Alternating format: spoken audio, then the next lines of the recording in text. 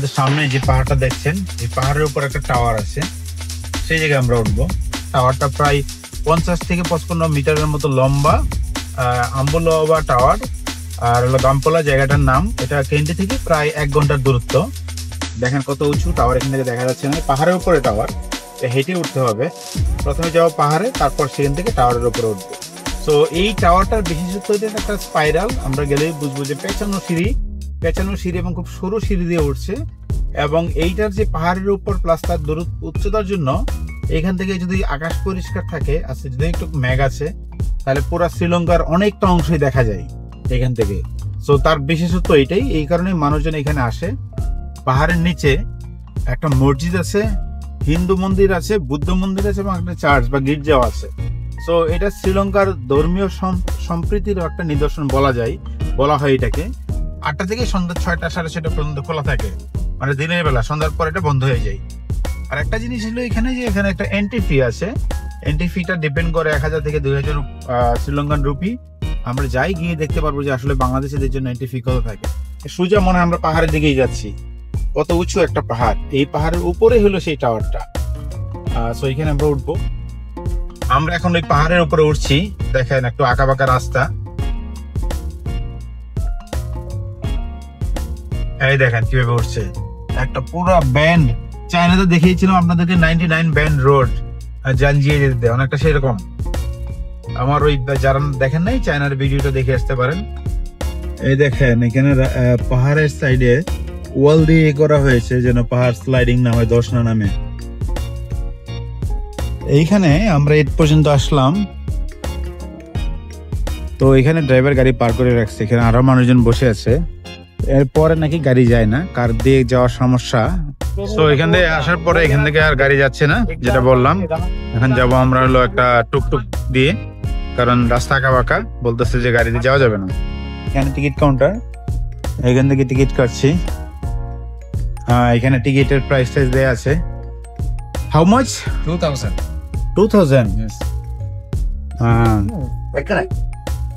আচ্ছা, ফরেনারদের জন্য অ্যাডাল্ট 2000 আর বাচ্চাদের জন্য 1000। এখানে মোটামুটি সবকিছু ডিরেকশন দেয়া আছে।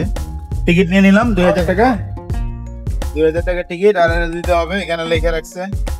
যেখানে গাড়ি থামছে সেখান থেকে এই পর্যন্ত আসছি। সব গাড়ি এখানে আসতে পারে না, হয়তো কিছু কিছু গাড়ি আসছে, এদের অফিসেরও হইতে পারে, I am not sure. But এই যে সিএনজি বা টুকটুক, যেটা আমরা বলি সিএনজি, এটা টুকটুক একই জিনিস। এটা আসতে অনেক কষ্ট হয়েছে, মানে এইটুকু হেঁটে আসলে মনে হয় কয়েক ঘন্টা লাগতো।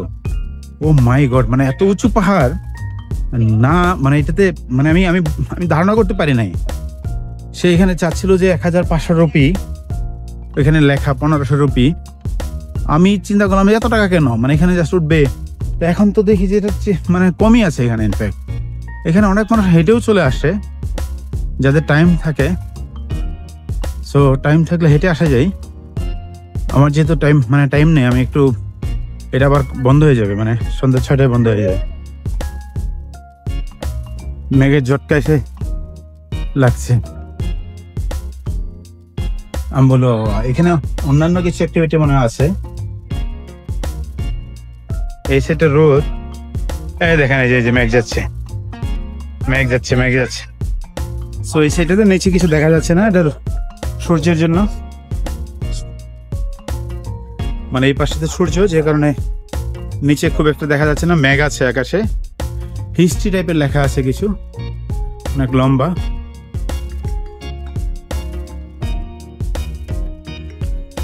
শ্রীলঙ্কা ভাষায় সিংহলা এবং ইংলিশে লেখা আছে Ambuluwawa religion centre and biodiversity complex of Sri Lanka. মন্দির আছে, হিন্দু মন্দির, বুদ্ধ মন্দির আছে, চার্চ আছে এবং একটা মসজিদও আছে। সেটাকে বলা হয় শ্রীলঙ্কার একটা ধর্মীয় সম্প্রীতির প্রতীক হিসাবে দেখা হয়। আমরা উপরে ওঠার আগে একটু এটা দেখে আসি।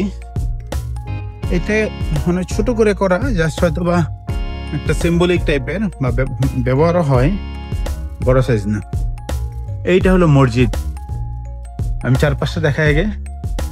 দেখেন মসজিদের যে স্থাপত্য শৈলী, ধর্মীয় মুসলিম স্থাপত্য শৈলী বা মসজিদ যেরকম হয় এরকমই। উপরে গম্বুজ আছে, ছোট কয়েকটা গম্বুজ। বড় মাঝখানে একটা বড় গম্বুজ, এই পাশে দুইটা ছোট ছোট গম্বুজ, আর এই পাশে 4 তারার ছবি আছে। এইখানে কিছু লেখা আছে, পুরোটা এখানে কোনো ইংলিশ লেখা নেই, যে কারণে আমি পড়তে পারছি না সিংহলা ভাষা। এই মসজিদ, এই ভিতরে দেখেন, আমি একটু ভিতরে যাই। এখানে নামাজ পড়ে অনেকেই, নামাজ পড়ার মতো, মানে মসজিদ মানে রিয়েল মসজিদ, শুধু জাস্ট রেফ্লেকা টাইপের কিছু না। এইখানে আছে ওযুর জায়গা সম্ভবত, বা ওয়াশরুম এক সাইডে, আর এইটা সম্ভবত পশ্চিম। এখানে দেখেন জায়গা মতো আছে, এখান থেকে বেশ কিছু মানুষ একসাথে নামাজ পড়তে হবে, মানে একেবারে ছোট না। এটা হিন্দুদের মন্দির, দেখেন ওই যে উপরে দেখেন, দেখেন গণেশ আর কে ছবি আছে, এখানে মূর্তি আছে। এই মসজিদ, এই মন্দির, আমি একটু দূর থেকে যদি ক্যামেরাটা ধরি তাহলে দেখতে পারবেন, জাস্ট 10 হাতের ব্যবধানে মসজিদ এবং মন্দির।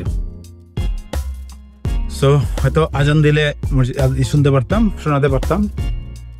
আজানের সময় হয়তো এখনো হয় নাই, নামাজের সময় হলে, আজানের সময় হলে মন্দির। আর মন্দিরের এই পাশটাই আসছে হলো এটা গির্জা, চার্চ। দেখেন এই 10 হাত ব্যবধানে, মানে 10 হাত করে ব্যবধানে এরকম। এই দেখেন উপরে যীশু খ্রিস্টের ছবি আছে, মানে মূর্তি আছে। ওই পাশে হিন্দুদের মন্দির, ওই পাশে মসজিদ। ঠিক আর উল্টা পাশে, এই পাশে সম্ভবত এটা একটা বুদ্ধ মন্দির, এইটা সম্ভবত বুদ্ধ মন্দির, ওই যে এখানে বুদ্ধের ছবি দেওয়া আছে। আর এইটাও একটা টাওয়ার, এটা একটা ছোট টাওয়ার, ওই পাশে বড় টাওয়ার। এটা একটু একটু সাইজে বড়, মাঝখানে বুদ্ধর মূর্তি একটা। আমি ভিতরে ঢুকছি না, সময় একটু কম আপনার। এই দেখেন এখানে বুদ্ধের এটা দেখা আছে, বুঝছেন? এই হলো অবস্থা। এই পাশেও বুদ্ধর আর একটা ছবি আছে, মূর্তি আছে। এই হলো অবস্থা, মানে একটা কমপ্লেক্সের মধ্যেই শ্রীলঙ্কানরা ধর্মীয় সম্প্রীতি বোঝানোর জন্য মূলত এটা করেছে। আইডিয়াটা খারাপ না। টাওয়ারের নিচে ওই যে শ্রীলঙ্কার একটা অফিস বললাম, রিলিজিয়াস অ্যান্ড বায়োডাইভার্সিটি অফিস না কি টাইপের একটা অফিস, সরকারি অফিস। এটার উপরে টাওয়ার।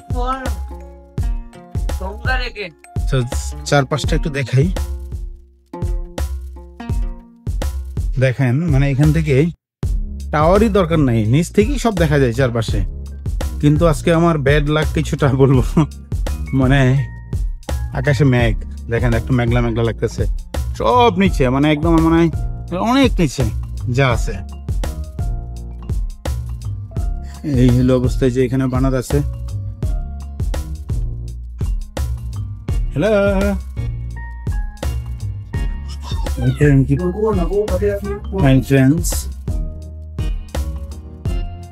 আচ্ছা এদিক দিয়ে যাই, দেখি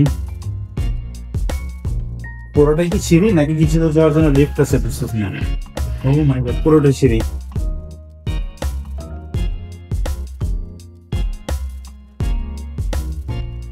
আস্তে আস্তে উঠতে হবে।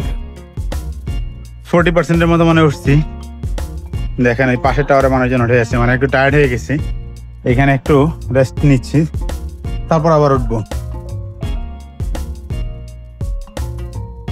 এই দিকটা পাহাড় দেখা যাচ্ছে, দেখেন সব পাহাড়ই আছে নিচু। এবং বলা হয় শ্রীলঙ্কার মানে এই জায়গা থেকে ভিজিবিলিটি থাকলে মোটামুটি সবকিছু দেখা যায়। এই যে এখান থেকে স্পাইরাল দেখেন, এইটুকু যেটুকু আসছি এটা ভিতর দিয়ে সিঁড়ি দিয়ে আসছি, এখন সাইড দিয়ে উঠতে হবে। ওই দেখেন, ও মাই গড, মানুষজন কত উপরে।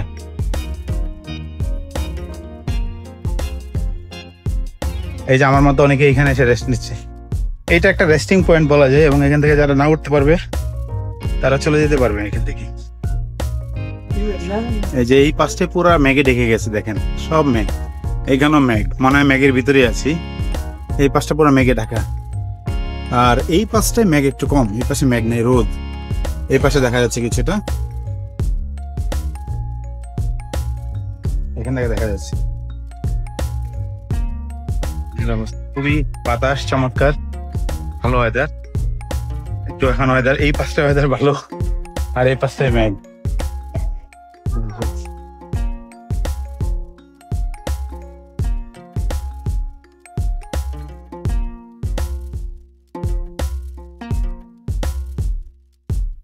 পেছানো সিঁড়ি, একটু সাবধানে যেতে হবে, সিঁড়িগুলো একটু বেশি খাড়া খাড়াই বলা যায়।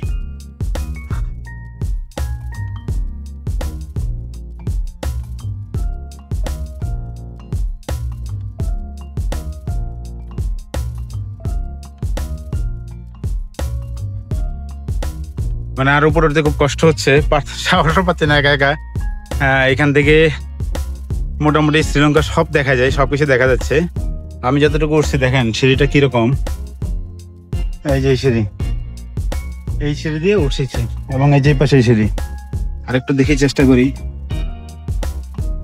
খুবই খাড়া খাড়া সিঁড়ি এবং হলো সেটা খুব একটু ভয়ঙ্কর, অবশ্যই খুব সাবধানে থাকতে হবে।